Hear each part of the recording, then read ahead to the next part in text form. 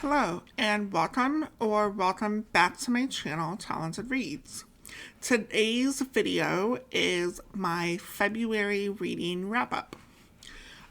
So in the month of February, I read a total of 18 books and a total of 4,039 pages. My average rating for the month was a 3.6. So let's get into all these books. I am continuing the horror challenge that I started last year, in which I read a group of books associated with a specific subgenre of horror, which is based on a graphic I found from a horror blog on the internet. I will do a separate dedicated horror wrap-up video for what I read in February. So let's just talk through those books really quick here. First is Vespers by Jeff Rovin. This is about scientist Nancy Joyce and Detective Gentry, who investigate a series of kind of bizarre bat attacks that are happening around New York City. Next is Jaws by Peter Benchley. This is basically about a shark that, and I'll use the term loosely, terrorizes Amity during the summer. And it's up to local police chief Brody to stop the gray white shark. Next is The Pack by David Fisher. This book is about the betrayal of man to his best friend. Lots of families bring pets to this vacation island and then abandon them when it's time to leave. So one family visiting the island is experiencing the aftermath of doing that. And lastly is The Willows by Algernon Blackwood. Two companions set off for a canoe trip down the Danube River, only to lose their sanity in this forest. So those were the four that I read for the horror challenge. In February, I participated in Blackathon, hosted by Jesse on YouTube. There were different teams, kind of all centered around a theme of warriors. I chose to read for Team Granny Nanny, who's named after Nanny of the Maroons, an infamous leader of the Maroon War. So I read 4 books, and then there was a group read. So for the prompts, a charming protagonist who is spiritual or has fantastical abilities, I read The Women Could Fly by Megan Giddings. This book follows Josephine. 14 years have passed since her mother's disappearance. There's lots of speculation about what happened to her mother, there was lots of people accusing her of witchcraft, so there are a lot of people speculating that maybe she was murdered. And at this point, Jo is kind of just ready to let go of the past with the understanding that she'll never know what happened to her mom. However, in this futuristic world, the state mandates that all women must marry by the age of 30, or they have to be enrolled in a registry that monitors them, basically forfeiting their autonomy. So Jo is offered an opportunity to honor one last request from her mother's will. And so Jo leaves her regular life, knowing the risk she's taking to feel connected to her mother for one last time. Oh, what a book. There's so many conversations about women and our loss of self and how we're controlled and the subtle way people, attribute our behavior as witchcraft. We've all heard of the Salem witch trials and what an atrocity that was. But yet there are still instances of that type of behavior even happening today. And of course, it was really interesting the premise that Megan built around that in this book. And I will say, though, as much as I love this book, I really wanted more out of the ending. And maybe Megan chose to end it the way they did, just based off of everything that happened in the story. But I think for me as a reader, I was expecting something more impactful. I wanted more out of Jo and what was happening. But this still did make such an impression on me that I actually went out and bought Megan Giddings' other book, Lakewood. And I have recommended this book several times to people since reading it. I love this book. I annotated this book and very happy with reading it. For the prompt, a protagonist who is mixed race and or an immigrant, I read We Cast a Shadow by Maurice Carlos Ruffin. Nigel, this is about Nigel, who is a biracial boy who has a black birthmark that gets bigger by the day. Nigel's father who is black, becomes more and more frightened, and he kind of goes out of his way to try to cover Nigel's spots. Nigel's mother is white, and so there's some conflicting interest and conflicting solutions about what's best for Nigel. And eventually the father tries to push Nigel into this new experimental procedure that promises to rid Nigel of his spot for good. And so the big looming question is, just how far is he willing to go to push his son? I thought the premise was very interesting, and I thought it would bring up a lot of ethical conversations, and I think it did. However, my qualm is I didn't get on with the father. I think it was a little too intense for me, and I got lost a little bit in kind of his reasons about why he was doing what he was doing, which of course made it tough to kind of get behind what he was doing. And honestly, I think he got what he deserved at the end of the book. So next for the prompt, a book set in Jamaica or on an island, I read They All Fall Down by Rachel Housel Hall. This is like an island locked room mystery kind of book. Miriam gets a surprise invitation and decides to sail off to this luxurious private island off the coast of Mexico with 6 strangers.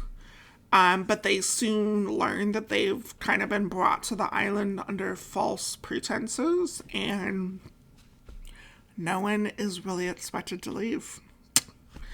I loved the concept, and if you've been following me for a while, I do love a good stranded locked room mystery, but I struggled with this.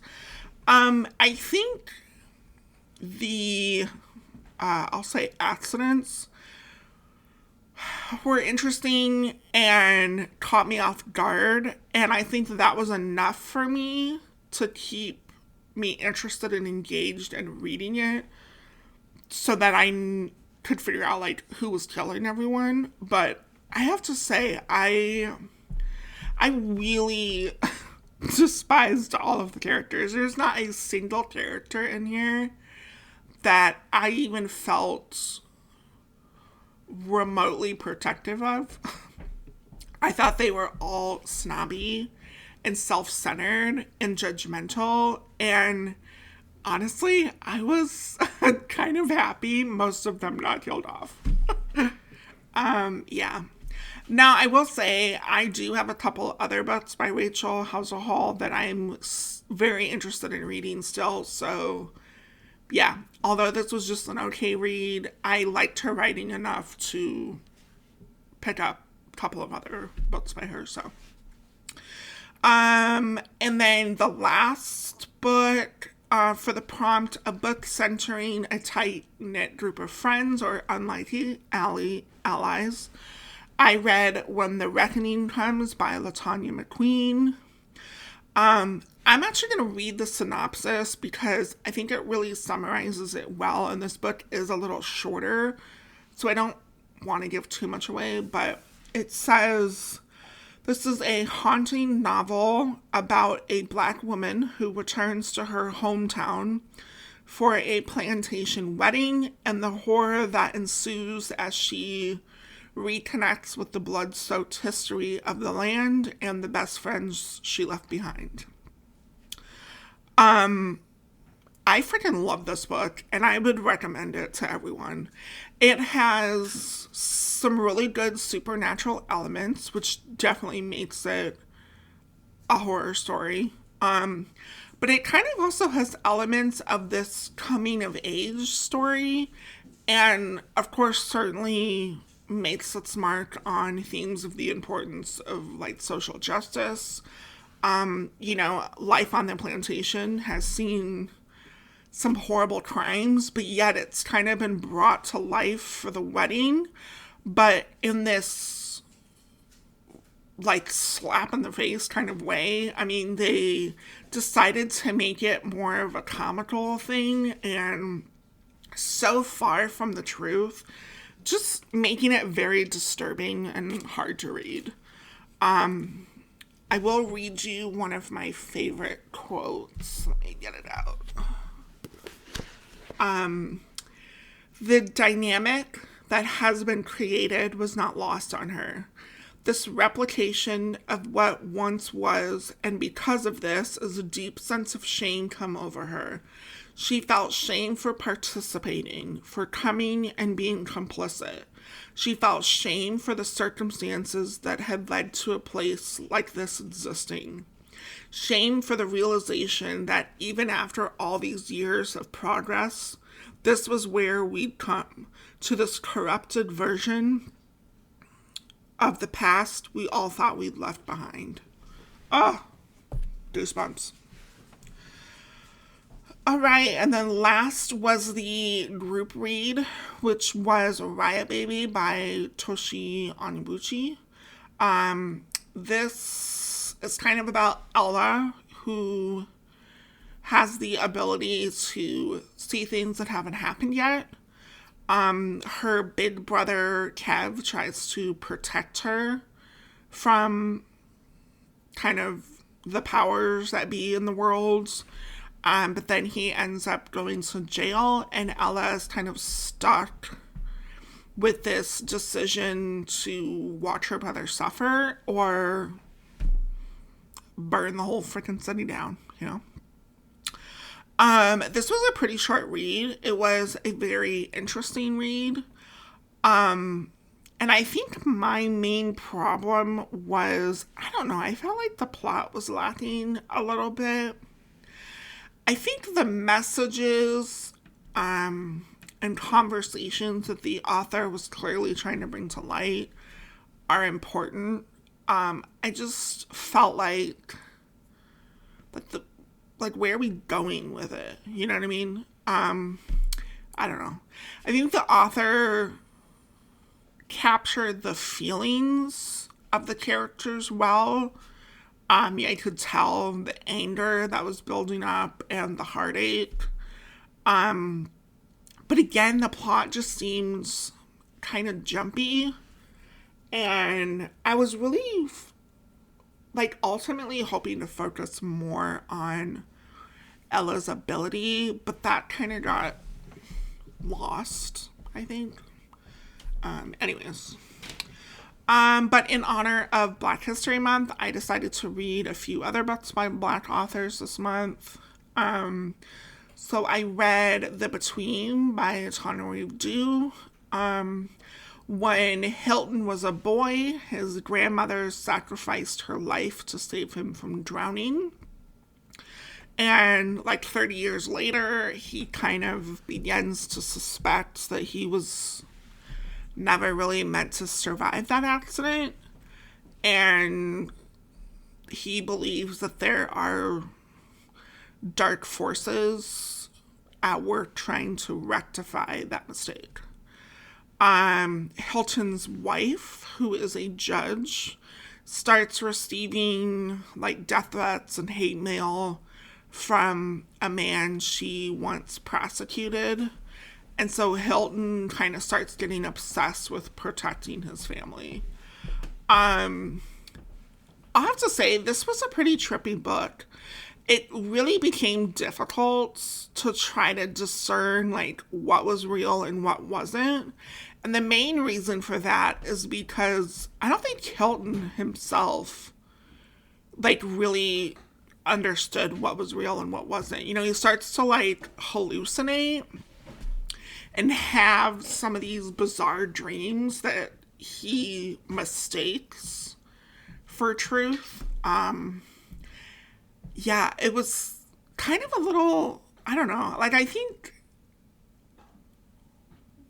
I was a little confused too at like what point he believed the dark forces were back for him. Like he went through a large part of his life not really thinking that, and then all of a sudden here he is at 30 years old and he's believing this. I don't know. I just felt like I maybe missed something, but yeah, it was pretty trippy. I also read At Night, All Blood is Black by David Diop. Alpha and his friend Mademba are fighting with the French army during World War I. Mademba gets seriously injured and begs Alpha to kill him and spare him agonizing death in no man's land. But Alpha just can't bring himself to do it. And so after that, like madness starts to creep in and Alpha starts to feel like he was a coward. And so he wants to avenge his friend's death. And he decides to do that by sneaking over enemy lines every single night. And he murders a soldier and returns to his base with their severed hand. I loved this book. It was a really short novella, but it really captured Alpha's agony over not helping his friend and how this ritual that he's doing is kind of seen as heroic in the beginning, but grows to be this really uncomfortable thing for the rest of the unit, despite being like in the midst of a war. There is a quote that I want to read. Let me get to that quote. Don't tell me that we don't need madness on the battlefield. God's truth, the mad fear nothing. The others, white or black, play at being mad, perform madness so that they can calmly throw themselves in front of the bullets of the enemy on the other side. It allows them to run straight at death without being too afraid. Temporary madness makes it possible to forget the truth about bullets. Temporary madness in war is bravery's sister. But when you seem crazy all the time, continuously without stopping, that's when you make people afraid, even your war brothers. And that's when you stop being the brave one, the death defiler, and become instead the true friend of death. It's accomplice. It's more than brother. Oh, loved it.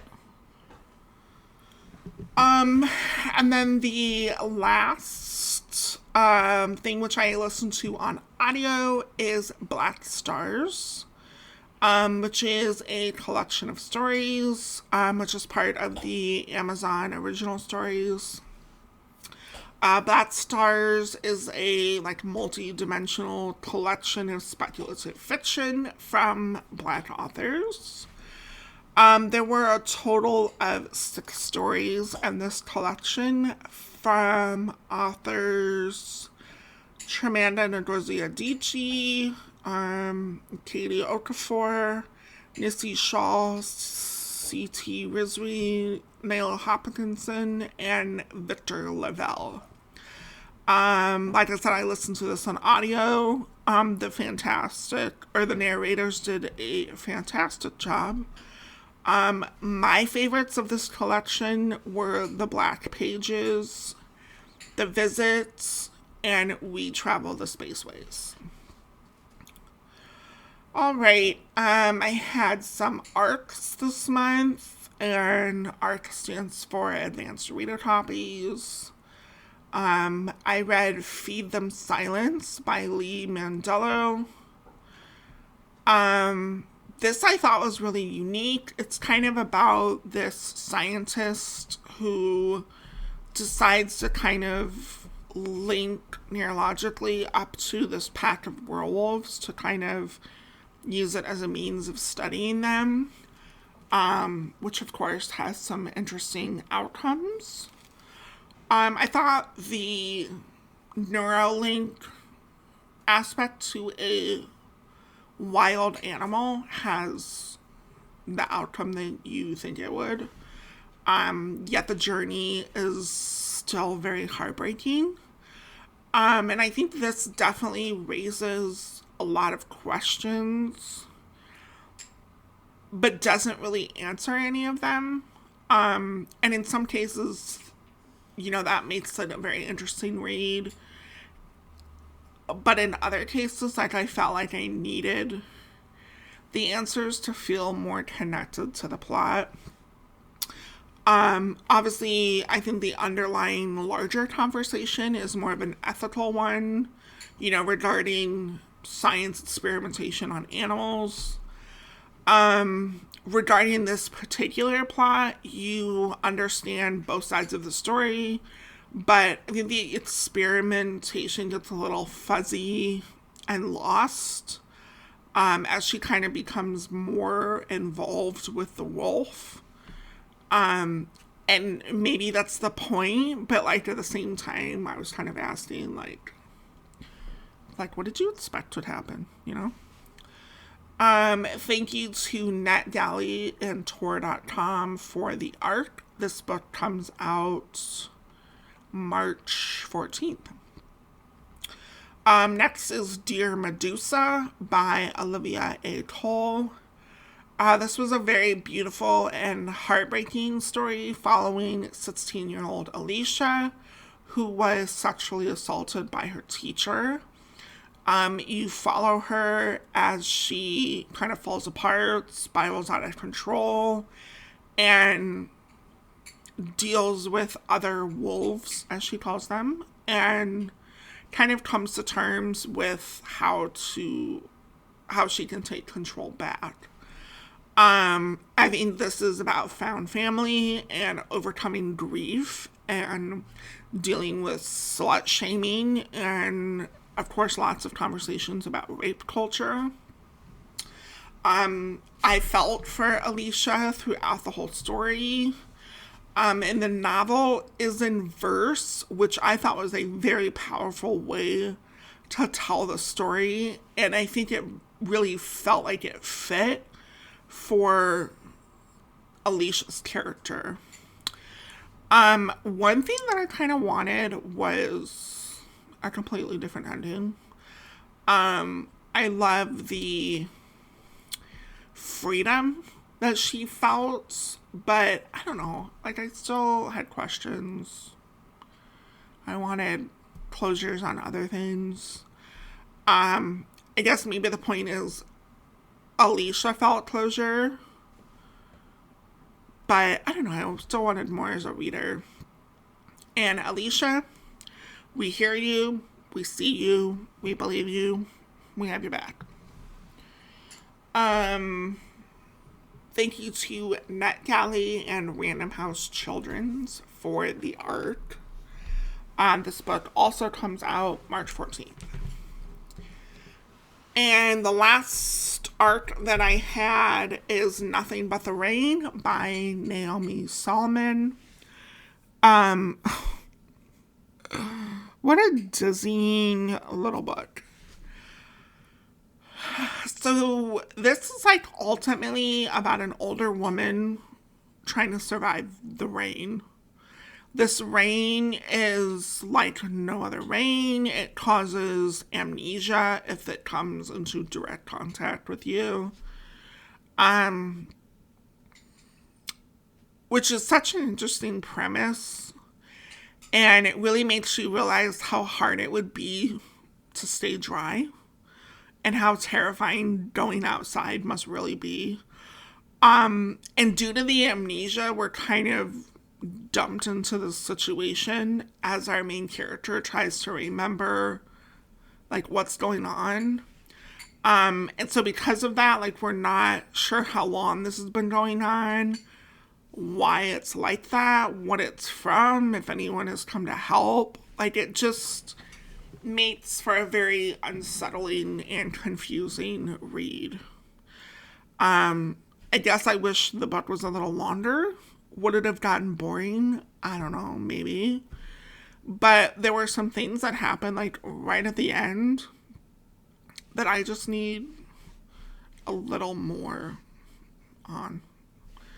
But thank you to NetGalley and Tor.com for the art. And this book also comes out March 14th. Let's see. Oh, I read a new release this month, which was How to Sell a Haunted House by Grady Hendrix. When Louise finds out her parents have died, she travels back home to work on selling the house with her brother, Mark. But the house is not interested in being sold off. Okay, so I will say, despite reading the synopsis and the title of the book, this really isn't a haunted house book. So if you're going into it for that, you might be a little disappointed. But there are lots of creepy ass dolls, so like you're not going in totally empty-handed. One doll in particular is Pumpkin, and he's kind of the star of the book. And, you know, in classic Grady Hendrix style, the book is kind of over the top and funny and scary, like all at the same time. And I secretly, desperately wish the publisher or someone out there in the world would recreate this little stuffed doll, because I really want to buy one. Just don't make it haunted though, okay? And lastly, I buddy read 2 books with my friend Michelle. Shout out to Michelle. We read Bear by Marian Engel. This is about Lou, who is tasked with traveling to a remote island to take inventory of the estates of Colonel Carey. When she arrives at the state, the tour guide says, "Oh, by the way, did they happen to tell you about the pet bear?" Thus begins an interesting relationship. And as you read this book and she becomes friendly with the bear, you know, my first thought is like, why the hell is she not scared of this full grown ass bear? And And my second thought was, this is considered the greatest book of all time in Canada. Canada, you've got some explaining to do. Oh man, I think there are some conversations in here about like loneliness and love, but I think that is overshadowed by all the bear love. And yes, it goes there, in case you were wondering. On the flip side, we also read They All Died Screaming by Christopher Triana. This book is about a virus called the Scream. And once you get it, like, you can't stop screaming and you become violent. And this book kind of follows a group of people barricaded in an apartment building, like hoping to blot out the scream. So this is extreme horror. So if you are at all squeamish, like, just be warned, or probably don't pick it up at all. Now with that said, I actually enjoyed it. I don't know what that says about me, but I don't know. I mean, maybe enjoy isn't the right word, but you know what I mean. I thought the Scream was terrifying, and the rash actions of the residents to do everything they could to get away from it seems completely logical to me. And you never really get a sense of like how it spreads, which I think just adds to the terror, because I don't know, it's like you just never know at what point you're gonna catch it, you know. There's kind of another sub storyline that at first I was like, why is this even in here? But, you know, stick with it. Trust me, it all makes sense at the end. And it's crazy. Yeah. And I will definitely be reading another book by Christopher. So that is all I have for this video. I was very happy with my February reads, and on to March. Drop a comment below and let me know how your February reading went. Do you have any new favorites? Have any of you read any of the books that I read this month? What were your thoughts on them? Do tell me all the details. And thanks for stopping by, and I'll see you in my next video. Bye.